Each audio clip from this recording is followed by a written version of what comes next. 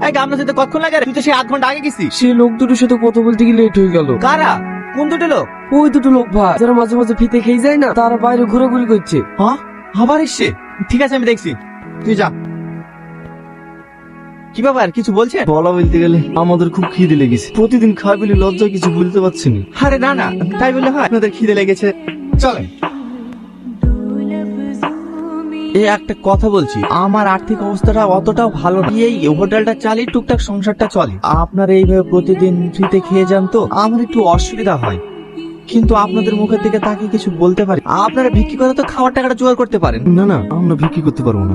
আপনারা যেই খেতে পারছেন বিক্রি করতে পারবেন না? আচ্ছা, আপনাদের বাড়ি কোথায় বলুন তো? আমাদের বাড়ি অনেক দূর। যত দূরেই হোক, গ্রামের নাম নাই নাকি? না না, আমাদের গ্রামে কোনো নাম নাই। আপনারা মজা করেন না তো, সত্যি করে বলেন না আপনাদের বাড়ি কোথায়। দেখ ভাই, অনেক ভালো লোক, ফ্রিতে কদিন খাওয়া দাওয়াও করেন, কি বললে তেমন কোনো অসুবিধা হবে না। আমি একটা জিনিস বুঝতে পারছি না, আপনারা আমার কাছে আপনাদের ঠিকানা লুকাচ্ছেন কেন? ভাই তুই যাই বল, জান নুন খেয়েছি, দেখ আমি সত্যি কথা বলবো। বল, সমস্যা হলে তুই বুঝবি। আল্লাহর ফেরেশতা মানুষের জান কবজ করি বেড়ায়। আপনারা সত্যি কথা বলেন বা নাই বলেন, এইসব বিষয় নিয়ে আর কি মারবেন না। আচ্ছা, আপনারা যে আল্লাহর ফেরেশতা, এটা আমি কি করে বিশ্বাস করবো? আমি জানি তোর বিশ্বাস হবে। তোদের বাড়ির পাশে তোর একটা চাচা তো দাদু নাই, কাল সকাল 10টার সময় মারা যাবে।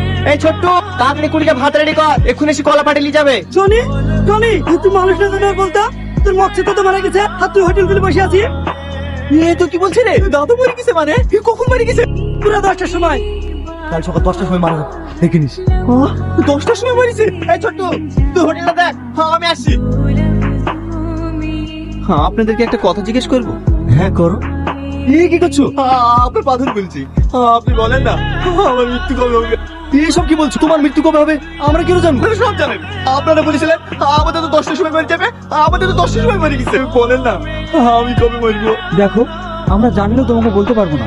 কেন বলতে পারবেন না? কোনো মানুষ যদি তার মৃত্যু খবর রাখে, তার জীবন থেকে আনন্দ জিনিসটাই হারিয়ে যায়। তাই আমরা চাইনি যে তোমার জীবন থেকে আনন্দ জিনিসটা হারিয়ে যায়। আমাদেরকে কিচ্ছু দরকার নাই, আপনি দয়া করে বলবেন আমার মৃত্যু কবে হবে। ঠিক আছে, কিন্তু এই কথা তুমি কাউকে বলতে পারবে? ঠিক আছে, আমি কথা কাউকে বলবো না। শোনো তাহলে, তোমার মৃত্যু সেদিন লেখা আছে যখন তুমি বিয়ে করে বাসর ঘরে প্রবেশ করতে যাবে, তখনই পড়ে গিয়ে তোমার মৃত্যু হবে। কে কি তোমাকে উল্টোপাল্টা কথা বলেছে, আর তার জন্য তুমি আমাদের 5 বছরের সম্পর্ক শেষ করে দিতে চাইছো?